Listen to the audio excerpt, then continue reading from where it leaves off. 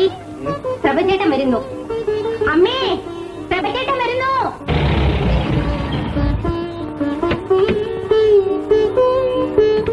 പ്രഭേ, പ്രഭേ, നിനക്ക് ഇങ്ങോട്ടൊക്കെ വരാൻ തോന്നിയോ? നേരം വേണ്ടേ അപ്പച്ചി? എന്നെ അമ്മയെന്ന് വിളിച്ചാ മതിയെന്ന് പറഞ്ഞിട്ടില്ലേ മോനെ? അപ്പച്ചി അമ്മയെന്ന് വിളിക്കാൻ പറ്റുമോ? അല്ലേ പെണ്ണേ? നിനക്ക് ആളുകളെ ബഹുമാനിക്കാൻ അറിഞ്ഞൂടല്ലേ? ഞാൻ എന്റെ അച്ഛനെ ബഹുമാനിച്ചാൽ പോരെ, അപ്പച്ചിയും ഭർത്താവിനെയും ബഹുമാനിക്കണം.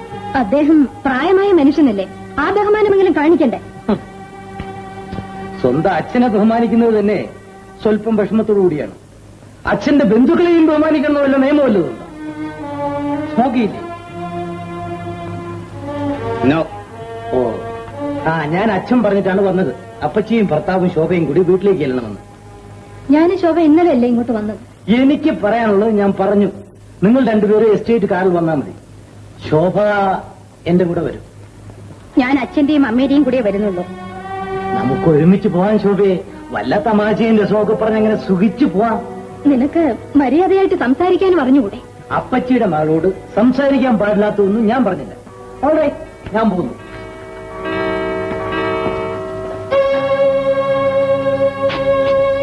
ശോഭേ, ഇങ്ങോട്ടൊന്ന് വരും.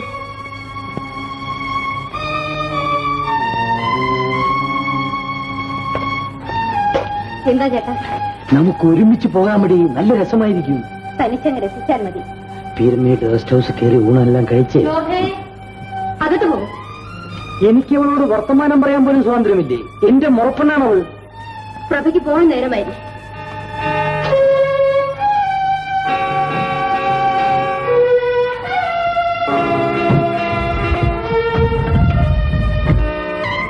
പ്രഭയ്ക്ക് അകത്തേക്ക് വരണമെന്ന്. അകത്തേക്ക് വരാൻ പറയും. Okay bass.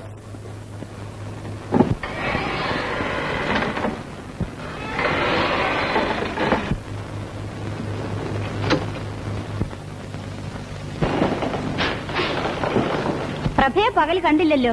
കുറച്ച് തിരക്കുണ്ടായിരുന്നു. പണം ശരിയായില്ല. അതിന്റെ അർത്ഥം വഞ്ചന എന്നാണ്. വേറെ ഒരു പരിപാടിയുണ്ട്. 4-5 പേരടങ്ങുന്ന ഒരു ഗ്യാങ്ങിനെ കിട്ടിയാൽ മതി. അത് ഞാൻ ശരിയാക്കി തരാം. രാത്രി 1 മണിക്ക് എന്റെ വീട്ടിലെത്തണം. ഞാൻ അവിടെ ഉണ്ടാവും. ബാസ്, ബ്ലോക്ക് മേക്കർ വരുന്നു. അകത്തേക്ക് കൊണ്ടുവരൂ.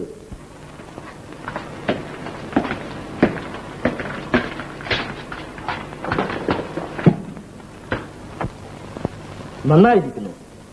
ഒരു മാറ്റവുമില്ല. രണ്ടും തമ്മിൽ ഒരു വ്യത്യാസവുമില്ല. പൊന്നജമാനെ, ഇനിയെങ്കിലും എന്നെ വിട്ടയക്കണേ. രസികൻ വേല, നല്ല കലാകാരൻ. നിങ്ങൾക്ക് പോകണമല്ലേ? ഇരിക്കും. എനിക്ക് ദുഃഖമുണ്ട് നിങ്ങൾ അയക്കുന്നതിൽ. പക്ഷേ നിങ്ങൾ അയക്കാതിരുന്നാൽ ഞങ്ങളുടെ സ്ഥാപനത്തിന്റെ നിലനിൽപ്പിന് അത് ശരിയല്ല. ഇത്തരം നന്മകൾ ഇനി ഉണ്ടായിക്കൂടാ. അതുകൊണ്ട് നിങ്ങളെ ഉടൻ അയക്കുകയായി.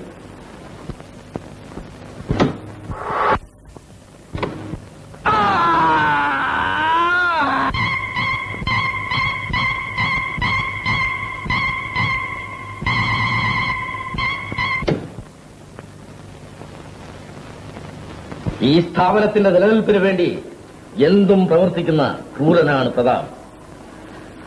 വഞ്ചന ഞാൻ സഹിക്കില്ല. എല്ലാവർക്കും അത് ഓർമ്മയിരിക്കട്ടെ. ശവം രാത്രിയിൽ കൊണ്ടുപോയി മറവ് ചെയ്യണം. മീനാക്ഷി, ശോഭേ, സുരേന്ദ്രൻ വന്നില്ലേ? അച്ഛൻ എന്തോ ജോലി തിരക്കുണ്ടെന്ന് പറഞ്ഞു. ഇരിക്കും.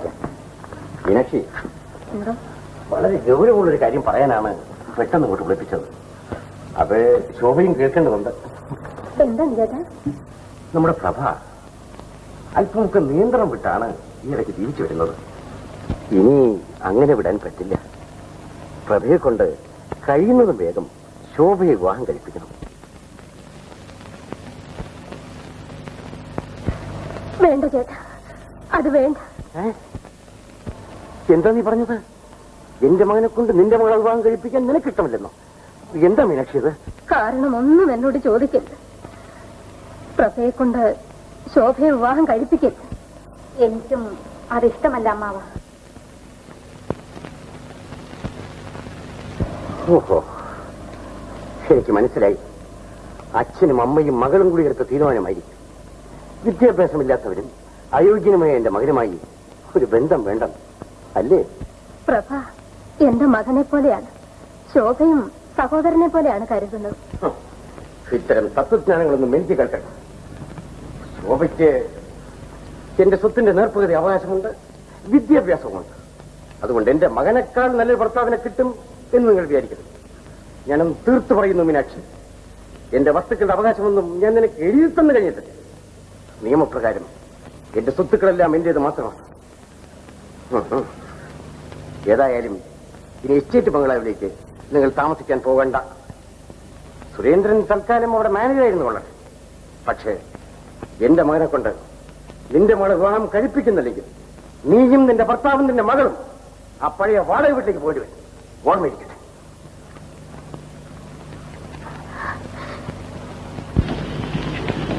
അമ്മേ, ഈ വിവരം ഉടനെ അച്ഛൻ അറിയിക്കണം. ഞാൻ കാറെടുത്ത് പോയി പറഞ്ഞിട്ട് വരാം. ഞാൻ പാർക്കിലോ മറ്റോ പോയെന്ന് അമ്മ പറഞ്ഞാൽ മതി. കുറച്ച് കഴിഞ്ഞു പോവാൻ മോളെ. ഉടനെ പോയാൽ ആരെങ്കിലും സംശയിക്കും.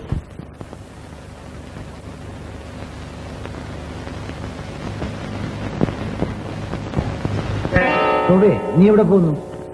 പാർക്കിലേക്ക്. നമുക്ക് ഒരുമിച്ച് പോവാം. ഞാൻ ഒറ്റയ്ക്ക് പോയിക്കൊള്ളാം. ഞാൻ കൂടെ വരാം. എങ്കിൽ ഞാൻ പോകുന്നില്ല. അത്ര വലിയ വിരോധമാണെങ്കിൽ ഞാൻ വരുന്നില്ല.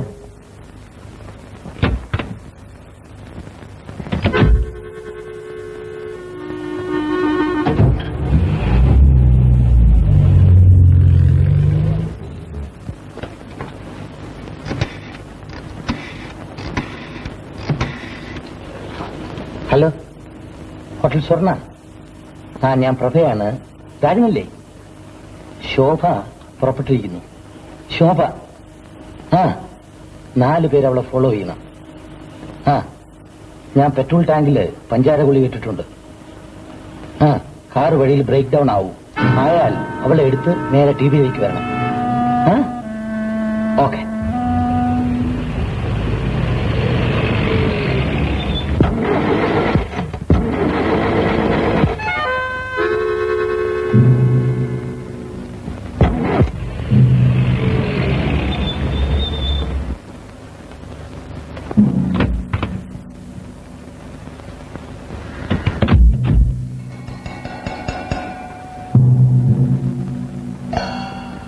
എന്താ, എന്ത് പറ്റി? കാർ സ്റ്റാർട്ടാവുന്നില്ല. ഇങ്ങോട്ട് ഇറങ്ങും, നോക്കട്ടെ.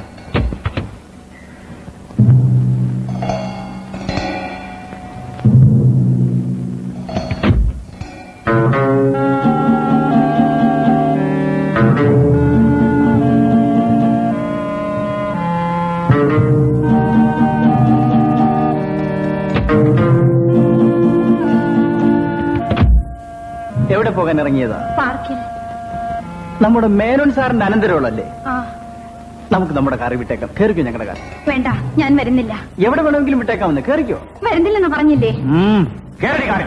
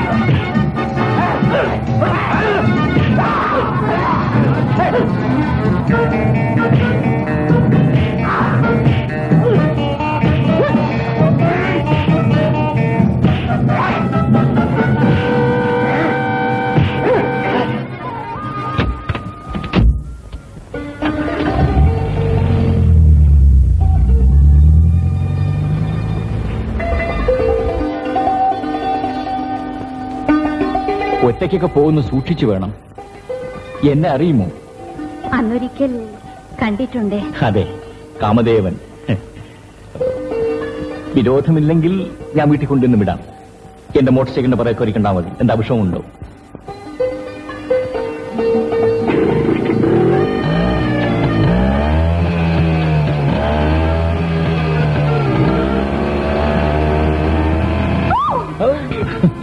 എന്നെ ഉരുട്ടിയിടരുത്, ആളുകൾ ചിരിക്കും കേട്ടോ. എന്നെ ചിരിപ്പിക്കരുത്, ഞാൻ താഴെ വീഴും. ബലമായിട്ട് പിടിച്ചോ.